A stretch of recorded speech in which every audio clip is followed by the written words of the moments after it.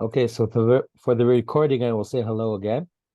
Um, and I thought that today we will touch on a subject that I'm thinking about a lot.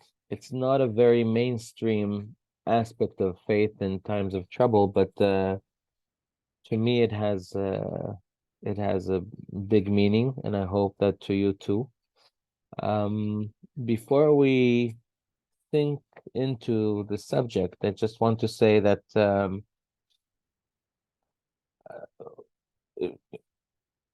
basically, having times of difficulty or having times of trouble um, should basically it shouldn't have uh, we shouldn't be faced with questions of faith. The basic notion of the Jewish thought is that God controls everything, and it's not new for us that God does disasters, and there are many kinds of disasters. There are disasters of natural nature, like earthquakes or floods or diseases, like we met a few years ago, plagues. Um, we have also, wars is not a new thing. Terrible things are happening in the world since the beginning. We know the first story, right after Adam and Eve were created, was the brother who came and killed his brother. Tragedy is part of part of the world, and it shouldn't be a surprise to us. Definitely, it shouldn't be a question of faith. Um, I think the more interesting question is, what does it do to our relationship with God? Um, and to me, this is a more interesting question. Our relationship with God doesn't stop ever. And I once, my rabbi had a nice saying. He met someone who after the Holocaust, he survived the Holocaust, and after the Holocaust he stopped keeping mitzvot. He stopped participating in any kind of Jewish activity. And he spoke to my Rabbi Steinsaltz, about it. And he asked him, and he told Rabbi Steinsaltz, since the Holocaust, I'm so mad at God, I decided to have no relationship with him. And so Rabbi Steinsaltz said, well, that means you're having a constant relationship with him, being mad at him all the time. And not only that you're having a constant relationship, but you are thinking about it. You're thinking about it a lot, and you're acting according to that relationship. That it leads you to disengaging, but it's the same thing. And he told him in the end, I'm considering you one of the most faithful people I ever met, one of the people who have the most faith that I know. You're so much full of faith that you can't stand performing any kind of mitzvah, any kind of religious activity because of your anger. So to me, it means that really, you know, people who are not familiar with God, people who don't know this language, and maybe this is more common in Nordic countries. I'm speaking in Sweden. I don't know how it is exactly in other countries, but in Sweden, where the society is very, very secular, in a way, at least, maybe there's some kind of a need to teach about what God is. And if I'm having a fragile faith in God, then maybe a terrible incident or a terrible event would challenge my faith. But I think that there should be another way to look at it, which is how is that shaping my faith? How is that shaping my relationship with God? And am I taking the route of this person that I just spoke about? Being so mad that my relationship with God is a relationship of ignoring and disengaging, or is there something else? Do I cling to God? Do I hang on to God? Do I blame others and get out of this out of this? Um, And here is another, I would say, another introduction before we sink into learning, because this is a Beit Midrash, and we want to learn. But one other introduction is that there is a discussion, a very, very long, ongoing discussion in Jewish thought about what is God's place in the world. Uh, has God created the world and then stayed in the background? Is God really responsible for every action that happens in the world, uh, every stone that moves, every wind, every action of man? And with that also, it's the eternal question of what is man's role? If God is absolutely responsible for everything, then that man is not responsible, and vice versa. And so there were quite a few rabbis, and it is also based on basic sources that say that man has free will, and that God, different rabbis give different levels of that. How much is God responsible for every little thing that happens in the world, every natural thing or human action? There are, the other school says that God takes care of everything, and then they have to explain where is free will and what is the responsibility of man. We won't go into this discussion, but for tonight, um, the line of thought that I'm representing now, which also is based on many basic sources in the Tanakh, in the Torah, and later on in the Tanaic sources, the Midrash and other places. For this night, we will think that God is very involved in what's going on in the world. Okay, and we will leave the philosophical question of how does that go with free will for a different class. So what is the subject that I wanted to present before you today?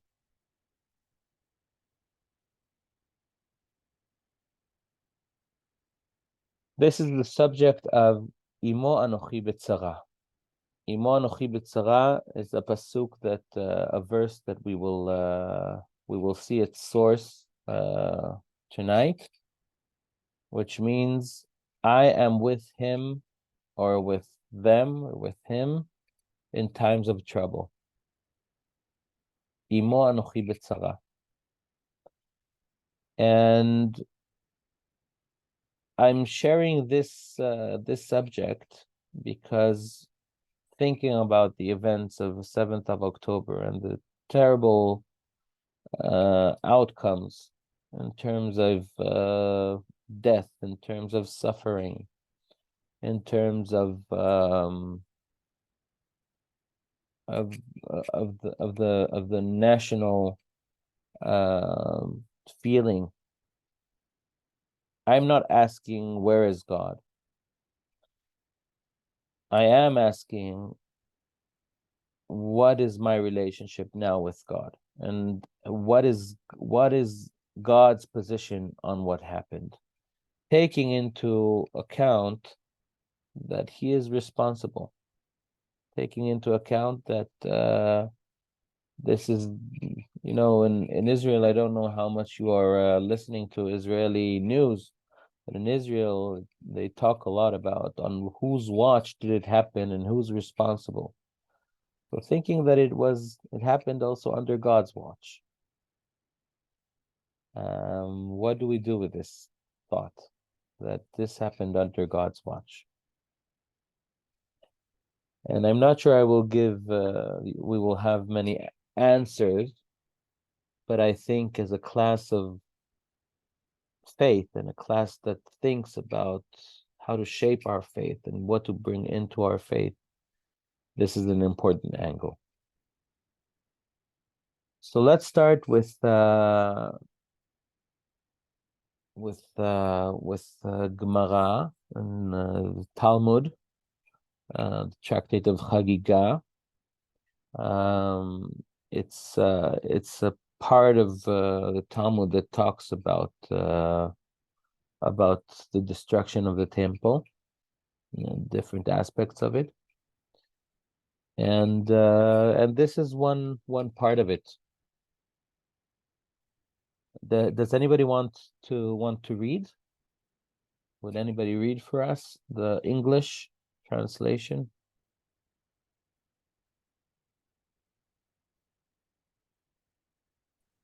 I can read. Thank you. The verse states, but if you will not hear it, my soul shall weep in secret for your pride. Rav Shmuel bar Inya said in the name of Rav, the Holy One, blessed be He, has a place where He cries, and its name is Mistarim. Mistarim is the word that was translated as secret. Okay. What is the meaning of for your pride? Rav Shmuel bar Yitzhak said, God cries due to the pride of the Jewish people, which was taken from them and given to the Gentile nations. Rav Shmuel bar Nachmani said he cries due to the pride of the kingdom of heaven, which was removed from the world. Yes. So the context is that the terrible tragedy that the Jewish people are suffering while their temple is being destructed and they are sent to exile. And there is a machloket here, a disagreement. The fact is, the pasuk says that God cries in secret, b'mistarim. I would translate it, b'mistarim is also hiding, in a hiding place. There is a hiding place that this is the place that God cries. And the pasuk has a vague expression regarding the reason for the crying. It has to do with pride in some way or another, but it doesn't specify what kind of pride. What is this pride that brings God to cry in secret or cry in a hiding place? And the disagreement is between two Rabbi Shmuels. One Rabbi Shmuel, in the name of Rav, says, one Rabbi Shmuel, son of Yitzchak, says that it is the pride of the Jewish people, of the people of Israel, that is being clashed here. And Rabbi Shmuel bar Nachmani says it's the kingdom of heaven that its pride was taken. And before we move on, I would like to hear what you have to think about this statement before going forward with what the Gemara brings about it. And I want to hear, if it's okay, responses to two main questions, or you can respond in any way you can, but at least to two different questions. One is, how do you understand the fact that God cries in hiding? Why doesn't God cry openly? I know that it will be a little bit more discussed in the next paragraph, but before we get to the next paragraph, how do you understand this? Maybe the statement of the first Rav Shmuel, who says that God has a secret place, or a place that is called mistarim, a hiding place. Why does God need a hiding place? Why isn't he crying in open? And the other thing that maybe you can address is, what is the difference, or what is the motive, what stands behind the two opinions? The one that says that God is crying for the pride of Israel, and the one that God is crying for the pride of the kingdom of heaven, in other words, for himself. So it brings up views of the world, right? What opinion would you prefer, and why?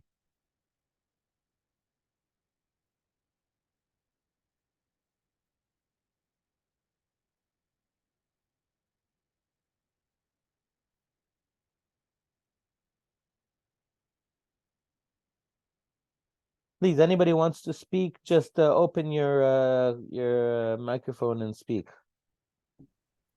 Hi. Yes.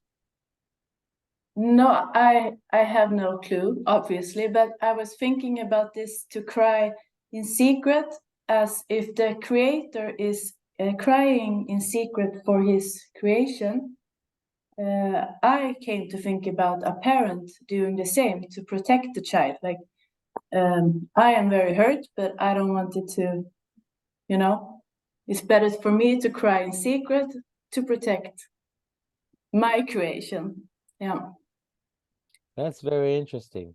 In other words, God as an educational figure, in a way, doesn't want us to see that he cries, even though in this context it is we who are suffering, right? But still, it's important for God, according to what you bring up, is important for God to present himself to us as someone who does something else. The crying is in secret.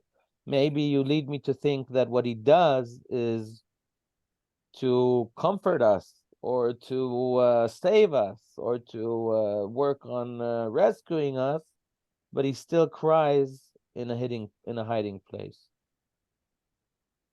Thank you. More. I want to hear more. Yes, Yeta.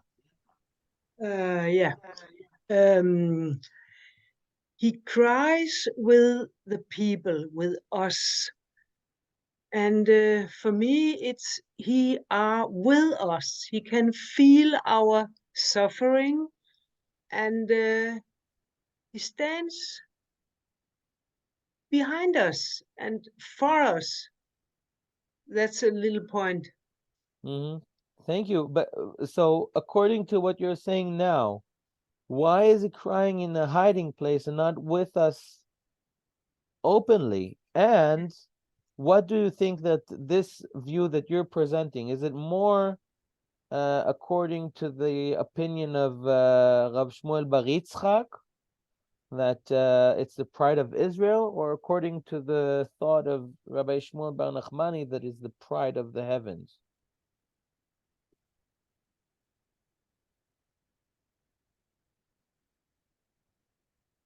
I really don't know. It's really not easy. What do you feel? Yeah, say it again. Repeat it, please. The question? Yeah. Why, according to what you say, that God cries with us, Yeah. Why is he crying in hiding and not openly with us?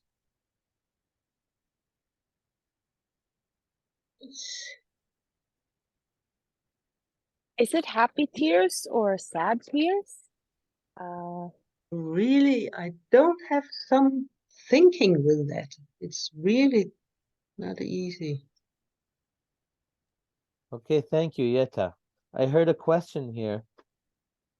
Hi, Rav Natan, it's Michelle. I was wondering if there could be an influence of whether it's, happy tears, and if there is humility on earth, maybe there is happiness in heaven, in pride. What Something do like you this. think when you see the text? You think it's happy tears or sad tears? Mm, I'll bring up the text again. yes, please. Yeah.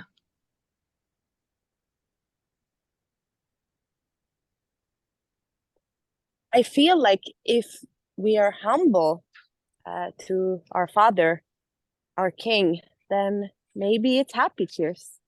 If we are not and we are prideful on earth, maybe it's sad tears. I'm not sure. So you have to choose an option and then explain why is it done in hiding? Either if it's a happy tears or tears of sadness. Maybe because when as things are hidden, there's wisdom and emunah in them. It shows the way we act. Something like this. So if it was outside, it was less wise. It would have been more of a outburst. And the No, cry, but I'm thinking more like if it's hidden in front of our eyes and we still keep our emunah, like that's a way for us to still keep it. If it would be obvious that we're making him sad, we would change our actions. mhm. Now here the context is that it's after what we made him. It's already the very event of us being led to exile. So there's nothing that we can do now. It's up to him, and he decides how to react. And here the Gemara says that the way of his reaction is by crying. You brought up an interesting question: is it crying of happiness or crying of sadness? But I don't think it has to do very much with our actions now. Maybe it's with our previous actions. Okay. Yes, Thank you. Florraine. Flo. Hi. Hi. So for me, my understanding is that he hides because although he is responsible for it. He made it happen. So it is a sad event, but how can he cry in front of us when he's the one that made it happen? So it pains God and he weeps in secret instead of in front of us. And I feel that it's more about the pride of the Jewish people than to the pride of the kingdom that was removed from the world, because although the temple was not there anymore and there was an exile, God was still present. Mm-hmm. So you're saying, I hope I will say it like you meant. Tell me if I didn't understand you. You're saying that since God is responsible, it's like he can't cry before us because he's responsible for it. He has to take responsibility. Crying shows as if he wasn't prepared for it, or he wasn't he didn't understand what he's doing. Now Yes, publicly he has to defend his decision to do this horrible thing, and only in hiding he can cry. yes, there's some, yeah. And the fact that if he was crying in front of us, our relationship to it and to God being good and might change, like, and change the question of, well, if you made it happen, why are you crying with us? Or, you're responsible for it. So it brings a questioning that is different than just being, this was meant to be. Yes. Like almost like regret, which there isn't, because there's a purpose in everything. You're reminding me of another midrash that is brought in Eicha Rabbah, a midrash that the sages say about the book of Eicha, which we read on Tisha B'Av, where the sages say that God tells the angel, please give me comfort, give me comfort for breaking my house and sending my children to exile. So on one hand, he knows he did it. On the other hand, he needs comfort over it. It's not something that he, as much as he takes responsibility for it, he sort of regrets it on the same time. Yes, so I think that maybe you're saying here something similar. Like there's two sides to it. One is that outside he defends his decision. You were wrong enough to deserve such a thing, but on the other hand, in hiding place, he's crying. Yeah. Thank you. Rebecca Stuckel raised her hand, right? Yes, I was gonna say almost the same thing as Flo did. She's so smart, so she said it before me. All right. Do you want to add anything else that she didn't say? No, that was kind of it. I was also thinking of what you said that we were gonna talk about, or the view that we were supposed to have tonight, which is that God is responsible for absolutely everything. And so if that's the case, maybe yeah, like Flo said, that he created the situation, but then still maybe he's not crying about it in secret, like she said. So I have nothing to add. Just my words. Thank you. Paula wanted to say something, and then Rav Moshe David, of course. I just was wondering that if, yes, he's crying because maybe he's responsible, but there is the free will. So it's like, yeah, it's true that we can say that it's according that his plan, but there was even very much sinahinan at that time. And that's something that the Jewish people choose at that time. So maybe, but of course, I think that he cries. I think that he cries in secret because, of course, as a mama that I am, I will always try to be, like strong in front of my children to assure them, like I don't know, I'm not, something like that. That's something a bit similar to what Sarah said in the beginning, that God cries in secret because his public face, he wants to give strength to his people. But I hear also something that I don't know if you meant to say it or not, but if really we are to blame having free will and doing sinat chinam or other things that brought us to this place, so maybe it's a third view that God wants in his publicly to be mad at us, to show us that we deserved it. And he cries only in secret. Sounds a little bit like, now that I'm saying it like this, it sounds like what we will meet soon in the Torah with Joseph, right? That he plays very tough with his brothers, and then he goes to a secret room and cries. Maybe something like that.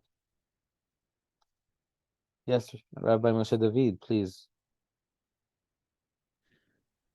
Yes, thank you, Rav Natan. I just, first of all, I really relate to this question as a parent since October 7th, because there's so many emotions going on that the children feel it if you just try to hide it. But on the other hand, and it's important to share, but do you share strength and goodness? And do you share, or what is the environment of the home? It could be very sad and togetherness. But then if that breaks too much, then maybe it becomes a broken vessel. And we as parents really carry that responsibility. I think like Paula was saying, and also like we heard before, but for me, this deliberation is almost daily, I would say, as a parent, because what is the messaging in such a situation is very important, but also our own emotions that our children are very sensitive to. And if our Father in heaven knows that we're sensitive to him, then what are we feeling and what are we not? That's one thought that I had. And then the second is that it's almost the opposite. I was thinking of the story of Moshe Rabbeinu, when Hashem says to him, "You hide because I can't show my face to you." And here it's the opposite, that Hashem is hiding, and so there's the given in the Torah is that we cannot see God, but in this case, it's interesting that He's hiding rather than we are being asked to hide. Is another thought that just two reflections is on what has been said so far. Thank you. So it's connecting to the idea of education, which really, yeah, it's also, aside from like I was touched that you brought not only the kids' questions but also our own question. Like, are we crying? Are we hiding our cry from ourselves also? Like, what is the right way here? Should we be strong within ourselves, or should we cry in hiding, or should we cry out loud, even if our children don't see, even if we don't have children? You just reminded me now. Just yesterday, there was a very powerful statement in the Knesset. A daughter of one of the hostages whose parents had both been taken. So she came to the Knesset yesterday and she said to the Knesset, I controlled myself for 51 days till I got my mom back. I can't do it anymore. I need you to do it for me. So in that sense, her father is still a hostage, unfortunately. And she said, I've done my part and I can't do it anymore. I really need your help. And I was very, very touched by that. Yeah, I think she said that she can't listen to her mother's stories, right? It was in that context. Yes, she says that I can't. Yes, she needed a psychologist to hear exactly. But it's like almost, what is the level that we can take? And like you're saying, how much should we take until we actually should be crying ourselves? And what is it for our children? What is it for ourselves? Almost, as I said, I think it's daily, very much so.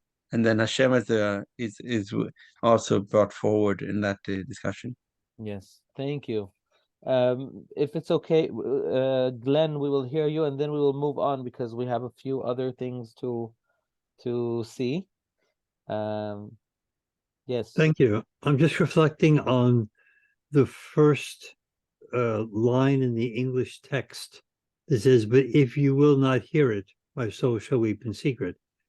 we're speaking of the act of weeping, but we're not focusing on whether we hear God's weeping or not. Now, I don't know if it is to be understood in terms of maintaining the world as it is, or being subservient, or an observer's role, or whatever. I don't wish to talk about that, but being in touch with the emotions. It says, if you will not hear it, which means it's, for me, we're not in touch with what is going on. So that's more my focus. Thank you. Thank you. I'll just give you the context of the pasuk, because I gave you the context of the Talmud, of the Gemara. The pasuk itself is a quote from Jeremiah, who is known to be the prophet who warned all the time, who warned the Jewish people that the destruction is close if they will not change their ways. And there, the context is that Jeremiah says, if you will hear what I say, then things won't go this far. But if you won't hear what I say, then we will reach a situation where I will be weeping because of that pride. But I still connect to it's a different kind of listening. It's not in the context of the pasuk. It's not a listening of the crying itself, but I still connect to what you say in this terms that when God is crying, or maybe we can say it this way, that whatever we explain about why is God crying in a hiding place, I would say it's a pretty dramatic idea that God cries, right? With all what we are saying here, with all the different explanations that we have, the very notion, let's compare to the ways that we see God in other contexts, like the king, or the commander, or the wonder doer, the creator, as someone called him here. Here, God is a crier. He cries. I don't think I understand what the concept means for the creator to cry. That's my basic issue. Yeah. Well, I think we will hold it like this so we can move on, dealing with this question: how does the creator cry, and does he do it out of an educational motive, or from what others said, that it's a sort of a dissonance between his decisions and his feelings, and so on and so forth. We won't go into the other part of the Gemara, which is absolutely stunning in my eyes, which is a question: is there any crying before the Holy One? And there's the Talmud brings sources that there's no sadness before God, but we won't go into this because I want to show you another source.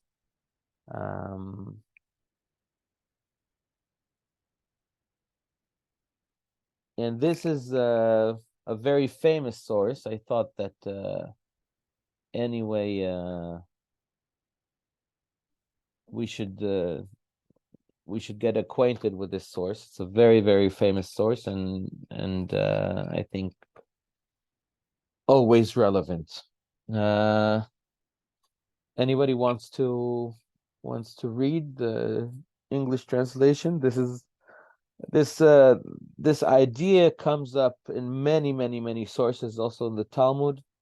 Here in the Mechilta de Rabbi Ishmael, which is a Tanaic source, it's the Rabbi Shimon Bar Yochai. Sorry, it's a Tanaic source attributing all of its sayings to Rabbi Shimon Bar Yochai, who was one of the most important sages. A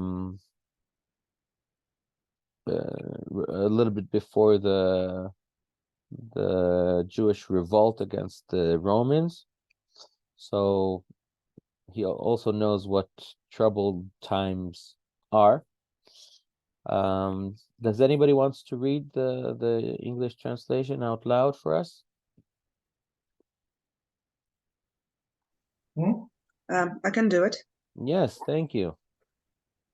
Another interpretation of From Within the Thorn Bush. Rabbi Joshua says, "Why did the Holy One, blessed be He, reveal Himself from the heavens and speak to Moses from within the thorn bush?" Whenever Israel is in distress, it is as if He Himself is in distress. As it is said, Isaiah 63:9, "In all their affliction He was afflicted." And it says, Psalm 91:15, "I am with them in distress." And it says, Zechariah 2:12, "For whoever touches you touches the apple of his eye." The scripture likens this to anyone who harms Israel is, so to speak, harming the one who spoke and brought the world into being. Thus Rabbi Joshua says, "Come and see the extent of God's compassion and merits for Israel. When they descended to Egypt, the divine presence went with them, as it is said, Genesis 46:4, "I will go down with you to Egypt." When they ascended, the divine presence ascended with them, as it is said, "And I will also surely bring you up again." When they went down to the sea, the divine presence was with them, as it is said, Exodus 14:19, "And the angel of God who went before the camp of Israel moved." When they came to the desert, the divine presence was with them, as it is said, Deuteronomy 1:31, "In the wilderness where you saw how the Lord your God carried you." When they were in distress, as it were, He was with them in distress, as it is said, "From within the thorn bush."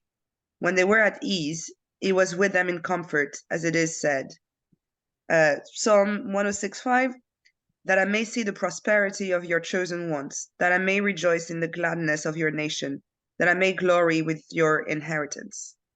Thank you. Thank you. Yes, so here again we see a slightly different image, but I think it's in a very similar context.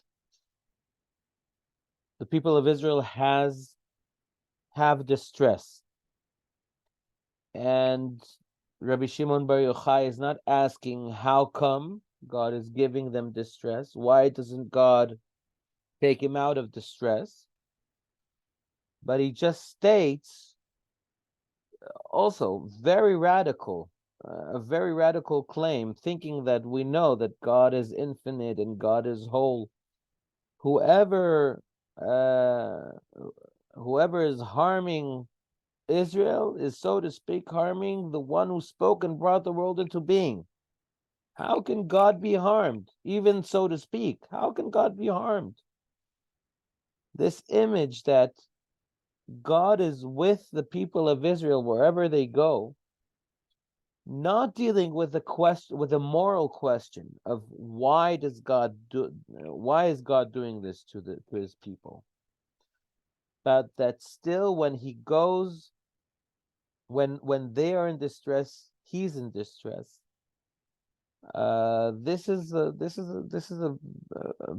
very interesting and a very, in my eyes, something that we should examine of Rabbi Shimon Bar Yochai. And I want to ask you, in the light of what we are all going through, what does that make you feel? Hearing this, that God is with us. Thinking, to make this question more dramatic, and I hope it won't be too triggering. Imagining stories that we heard about October 7th within the party, within the burning houses in the kibbutzim, within the fighting in enemy terrain. What does it make you feel knowing that God is suffering with his people, that God is there when they're in distress? And by the way, also in goodness, which is not as I would say not as you know, the blood doesn't boil, but it's still also the same kind of magnificence, right? God is with us in our rejoicing as well. He's with his, since we are his people, he is with us. So what does it make you feel?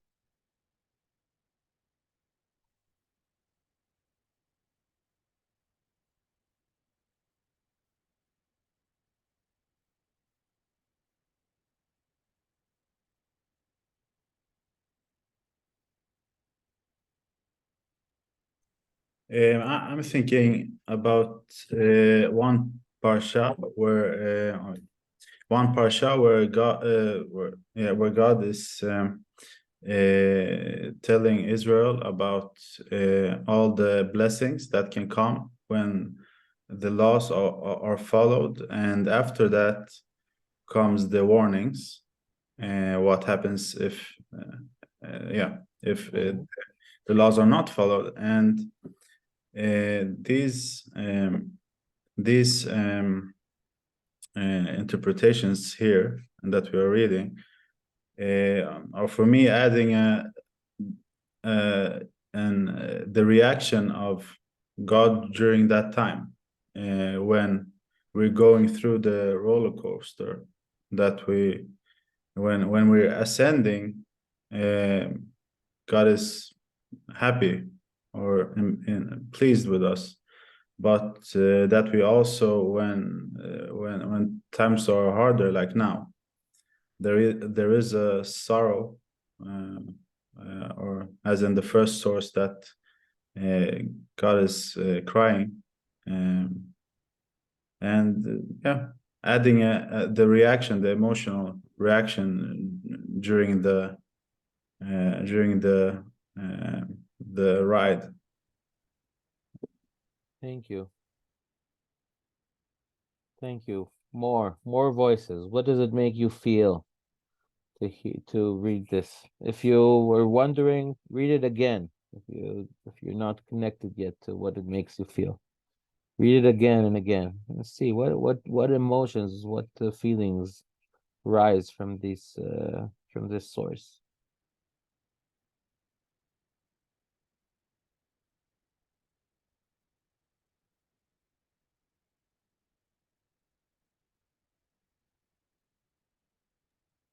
For me, it's still like one father and the children. That kind of love.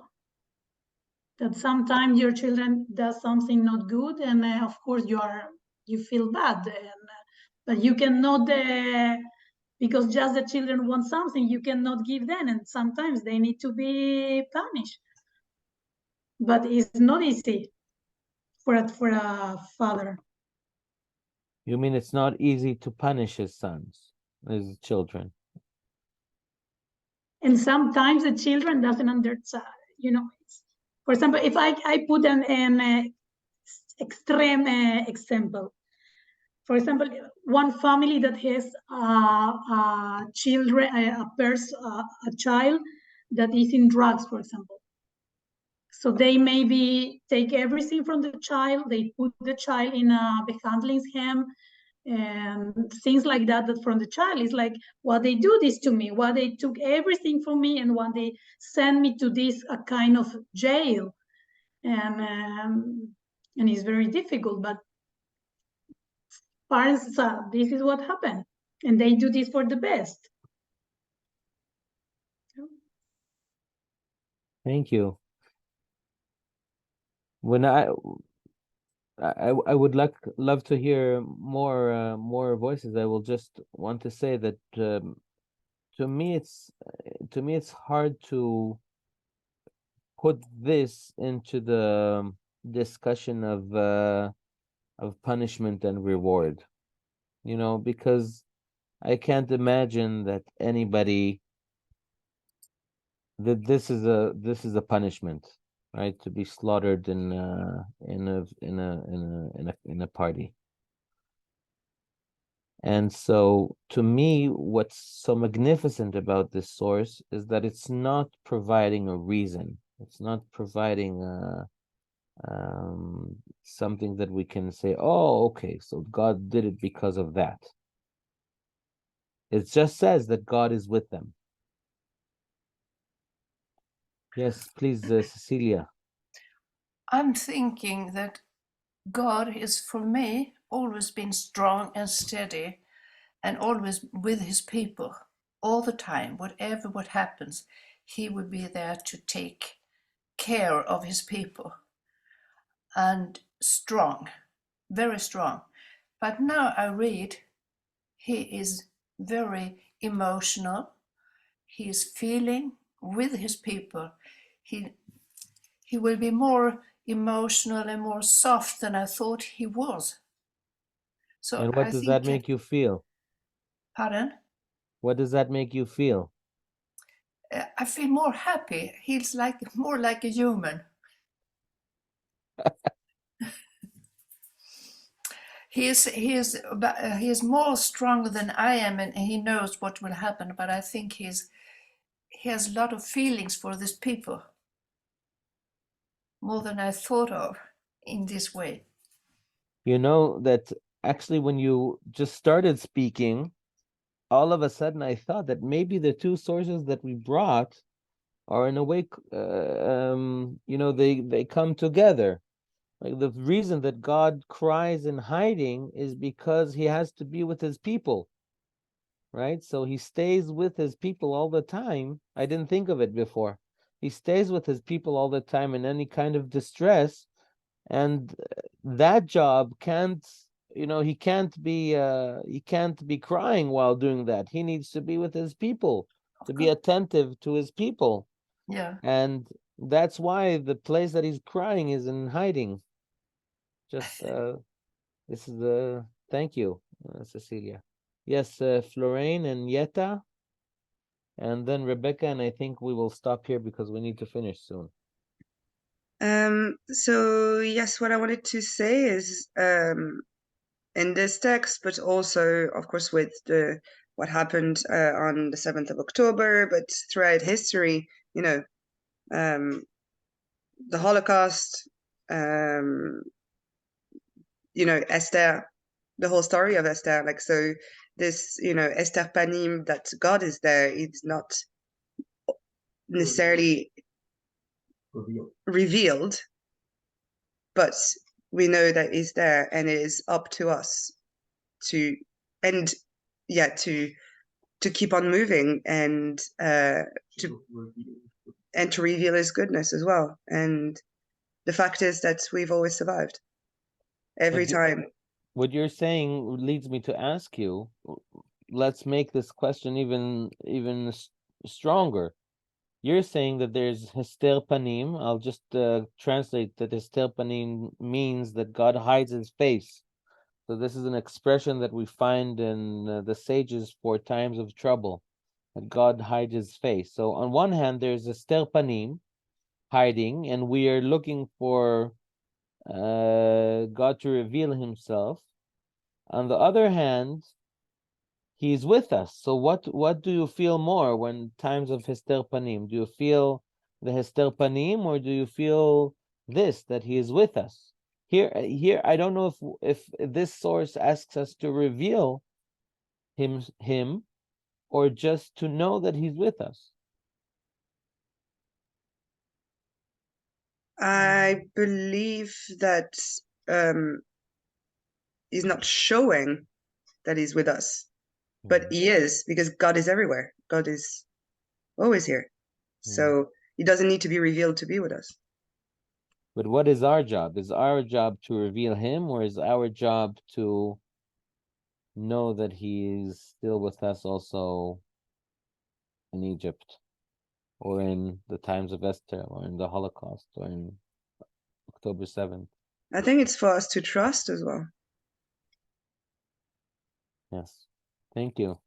Yetta.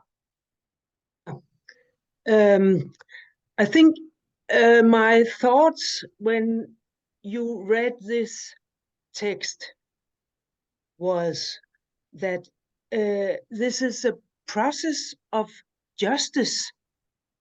It's not the reason, but he makes some. He shows in Heine, we can't see him, and but he show us that something of justice, yeah. But we all suffering, but it's following the justice. You have to make all these steps. I think it's a process. I don't know. But so if it's a justice, then why does God have to be with us? He could have said, yes, this is the judgment. You must now go down to Egypt. You must go to exile. Why should I be with you? It's your judgment. You brought it upon yourselves. But he can't run from us. He protect us, and he are with us. So I think it's a process of something. So maybe it's beyond justice. Maybe the starting point is justice, but it's beyond justice. It's love. Yeah. All Thank these steps of justice. Yeah. Thank you, Yeta. Rebecca. Yeah, so I was I was thinking that it's very difficult. Like this text can be comforting that like you said, it's not giving a reason for why something happens. It can just be a proof that he is with us, God is with us. But I'm having trouble with the thought that God is responsible for exactly everything. I know that we were not going to discuss this and free will tonight. It's a huge discussion, but what this makes me feel, reading this, is I mean, a bit of frustration, to be honest. Okay, so and also now, especially talking about, as we're having these discussions after October 7th, so if God is responsible in the end, and then saying I'm with you now, it's a bit like it's very frustrating. Okay, so it's very I mean, the word that comes to my mind is why then? Why do this? And then now you're with us. Like it's, sorry, I'm sounding angry, but it's. Who needs you now? I am a bit angry. Yeah, exactly. But it's, I mean, it's still comforting, but it's frustrating. I don't know. I don't have any good end point to it. I just wanted to say that I think it's okay also to be a bit frustrated and not say that it's, oh, this is justice served, or like trying to make it into a nice little story or something, because I don't think it is. At last, one heretic here. I waited for that. Thank you. Thank you. I absolutely connect to what you say. Hello, this is Baruch. I would have one idea. Yes, please. Is he with us still? Because he made a covenant with Abraham, and he made a promise, and he cannot break the promise. So it's not maybe about us, but it's about Abraham, Isaac, and Jacob. I will have a thought. You mean, is God still with us? That was your question in the beginning? Yeah, but he's with us still because he made the eternal covenant. It's something unbreakable, so he will be always with us. I agree with you. So what's the question? Where is your question coming from? I answered to a question. I didn't think about a question. So you're saying it's simple that he's with us. He never left us. It's the covenant of Abraham. You're asking what's the big deal in this source? Not exactly, but like to reassure always to everyone that he will be always with us. Yes, I think it's very interesting what you're saying, because in a way, the covenant with Abraham brings up this question. Every time we read it, I have this every year, again and again. Why does God need to facilitate the covenant with his chosen person and the future father, the father of the future chosen people, with an unexplainable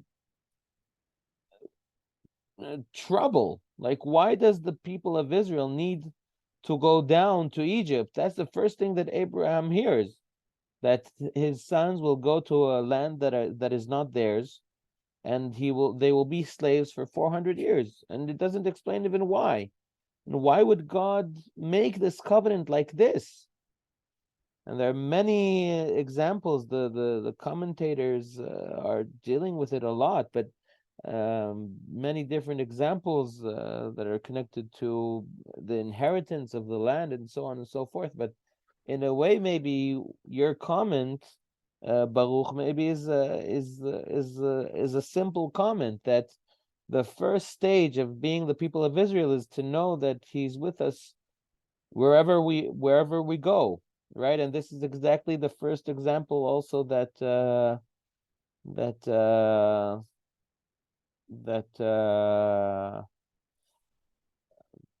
not the first example, but one of the examples that this source brings, right? That when they went down to Egypt, God was with them, right?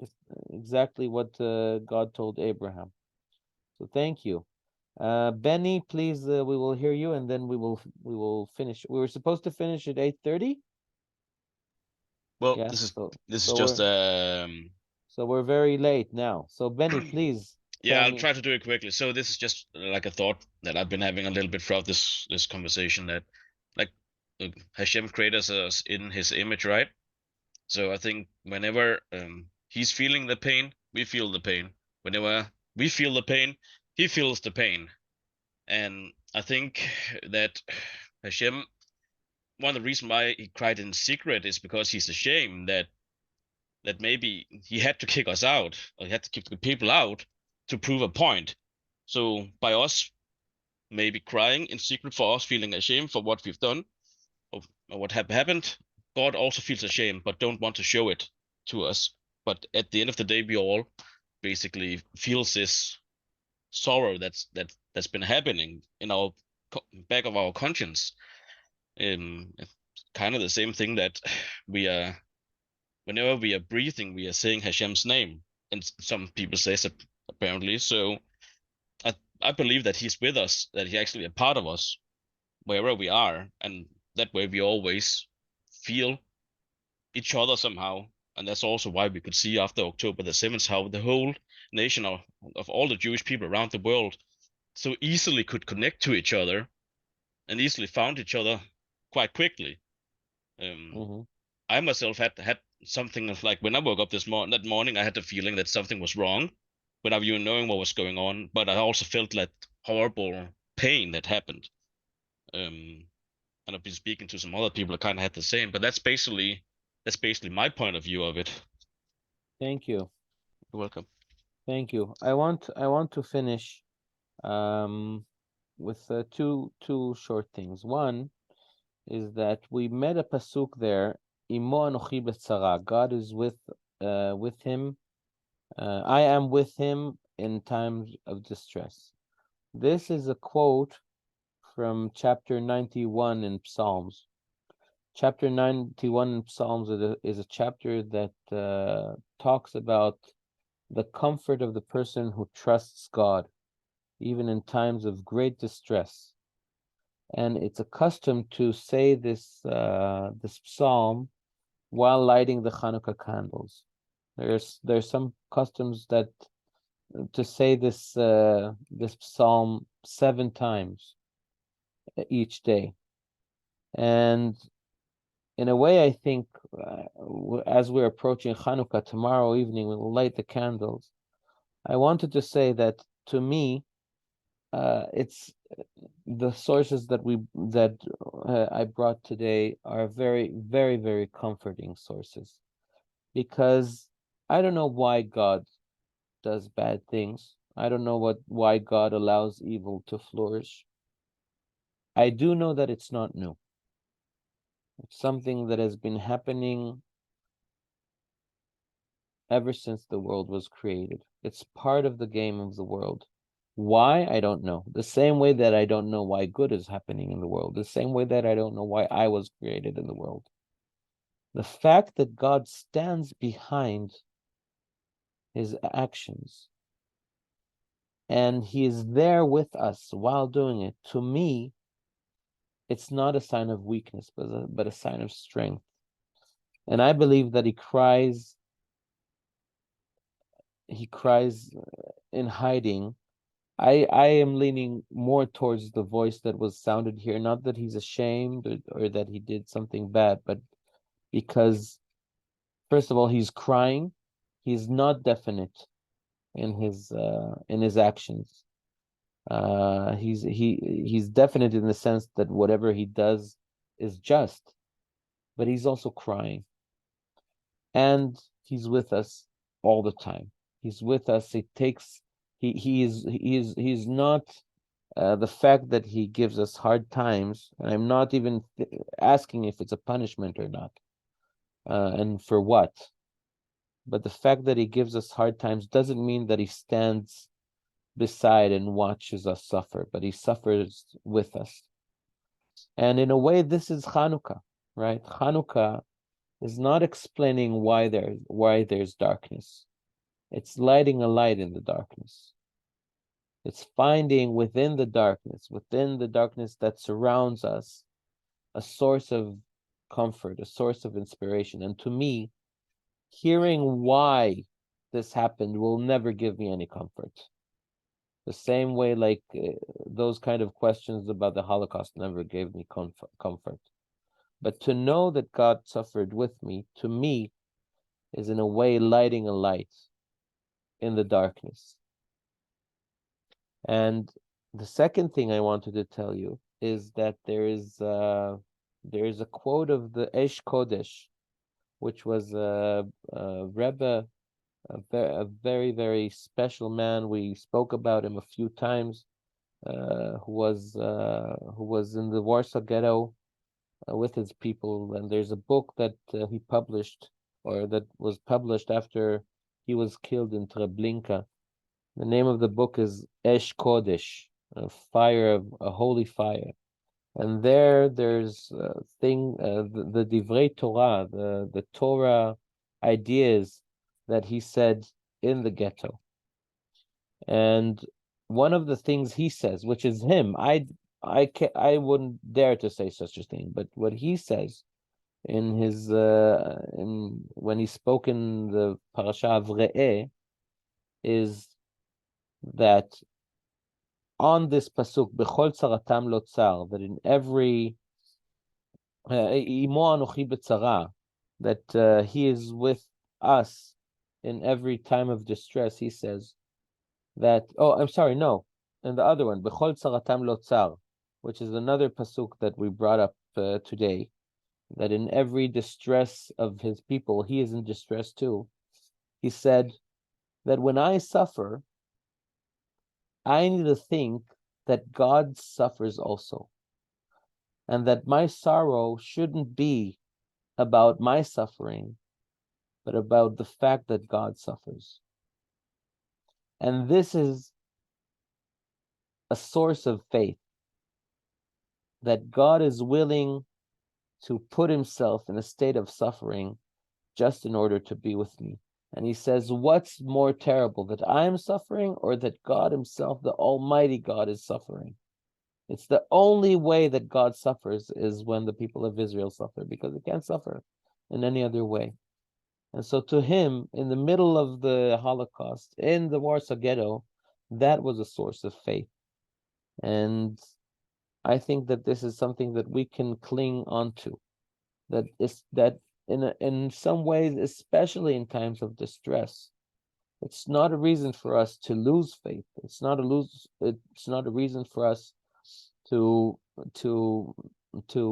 get apart, get distant from God, but the opposite, to feel within our pain his pain, to feel within our distress how he is hurt, and to connect to the fact that our bond is so unbreakable that he feels what we feel. And to me, this is a source of strength and a source of comfort and a source of faith. And I bless us all that these days of Chanukah will be a source of faith, a source of light, that we will grow with our faith, grow with our belief, grow with our connection to God within these times of darkness. And we will find happiness, we will find comfort, and that the times ahead of us will be much, much brighter. Chanukah Sameach, and all the best. Thank you, Rav Natan. And I just wanted to wish everyone Chanukah Sameach and tell you all how inspiring it is for me to hear such a shiur of Emunah and your discussions in the darkness. It's beautiful to know that we have such a gathering of people of faith who are in Emunah together in all of this, and this includes our community here. Just reminding everyone that tomorrow night we light the Hanukkah, so we have 3 brachot that we say on the first night. The third one is Shechianu. You can look and see in your Sidurim and prepare yourselves.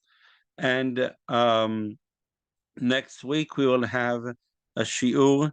We'll continue this series, but it will be a special day because it will be both Chanukah and Rosh Chodesh when we meet up next week. And I look forward to seeing you all there. So Chanukah Sameach. One last thing, I will send in an email tomorrow, the prayer that we say for the soldiers and for the hostages.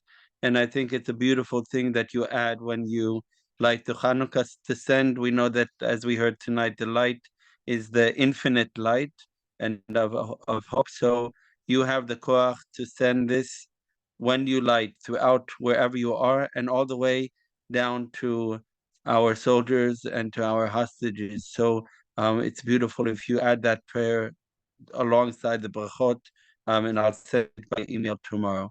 So Chanukah Sameach to everyone, and I hope to see you, and may you have a fantastic, full of hope and light these coming days. Chanukah Sameach. Chanukah Sameach. Chanukah Sameach. Chanukah Sameach. Toda rabah. Chanukah Sameach. Thank you for today. Thank you. Thank you. Thank you, Rav Natan. Thank you. Thank you. Chanukah Sameach.